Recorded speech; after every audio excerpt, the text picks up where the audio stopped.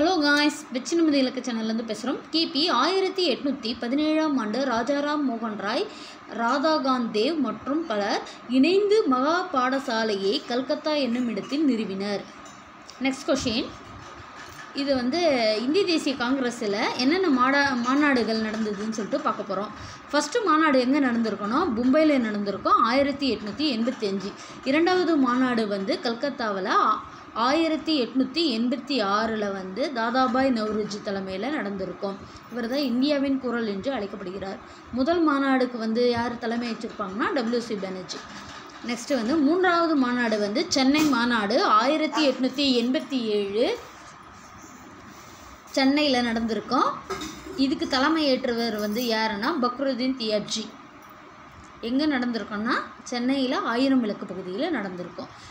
நான்காவது மாநாடு அலகாபாத் மாநாடு 1888.